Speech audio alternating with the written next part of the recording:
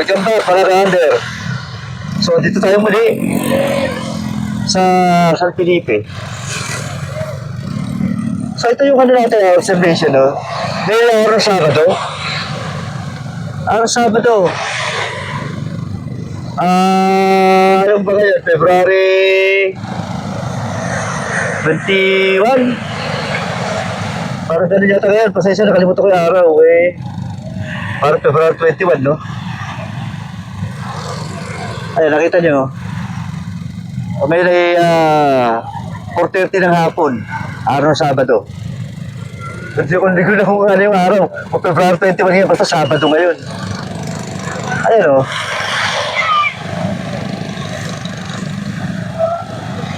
Marami na rin tao. Kahit hindi pa talaga summer vacation, no? Kaya lang medyo, ayan. Medyo maingay yung mga ATV. So nakakatuwa lang dito kasi matagal ako hindi nag-vlog dito. Nag-busy tayo sa ibang bagay. Kaya ngayon, balik tayo sa dagat, mga ka-under. Ayan.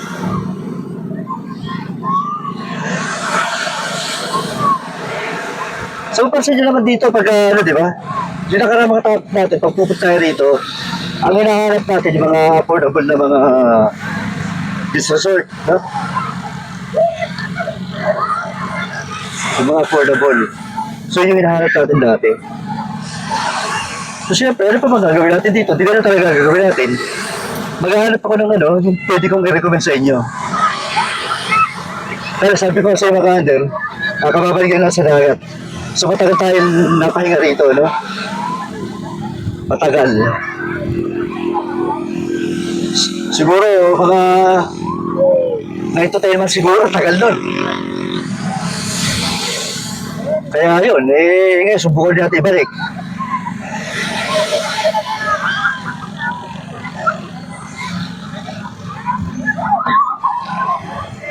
So dito napansin ko ngayon, karamihan, nag-aaral sila mga dragon boat. Parang dito nag-enjoy yung mga tao ngayon sa dragon boat. Ayan.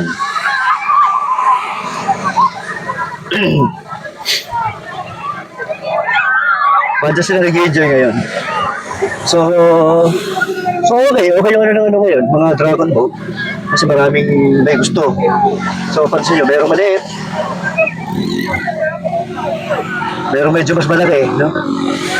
So ito pala sa dragon boat, 200 pesos per head daw yan. 200 pesos per tax.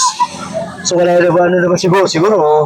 Sabi nung ano ko iba dyan na no limit naman daw. Siguro kung sa totoo siguro mga 5 tax pwede. Siguro kung bababa, lugi din naman yung may-ari nung mga dragon boat kasi nagagasolina din naman yung mga bangka na pinangihila doon. Andito tayo yan. 21 waves. Sa kabilang part to ng dito sa San Felipe, nung nakaraan kasi di ba doon tayo sa may gawin ng Valley of Liwa, doon sa Liwa, doon sa kabila yun doon. So dito tayo sa kabilang part. Pero San Felipe pa rin, mapansin nyo, 21 waves, beach resort. So dito pala marami ko dito nakita na mga dito, yung mga cottage lang. As in cottage lang ano siya, merong 1,000 pesos, ganun. Kasi kami, 6 packs kami ganito, tinry ko lang. Kung halimbawa kung 6 packs ko magkano, 1,000 pesos, pwede. Pero literal lang siya na cottage. Siyempre, pong sa mura, wala namang kwarto yun, no? Pero kagaya nga sabi ko mga ka-under, okay naman. Kung gusto mo lang yung talagang pahingahan na 1,000 pesos. Parang style mo, parang ka lang doon parang day tour. Parang day tour. So, nasa sa inyo mga ka-under kung gusto nyo yung gano'n. So, dito hindi pa natin masyadong na-explore yan. Yung mga dito, yung mga resort dito, yung mga medyo luxury. Kaya sabi ko, kababalik lang natin eh. Kaya yung munang mga ibibigay ko sa inyo yung mga details. Ibabalik ko rin natin yung natin, yung mga uploads natin. Medyo magano tayo ng konting panahon kasi matagal tayo na pahinga. Actually, namiss ko rin itong dagat eh. Namiss ko rin dito. Kaya kung minsan, alam niyo naman, siyempre, sa pangailangan din ng pamilya, kailangan din kumayod. So, nabisi tayo sa ibang bagay na para sa pamilya.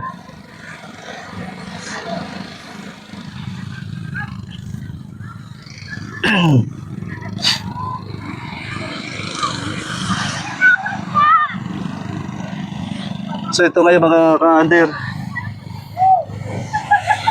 Siguro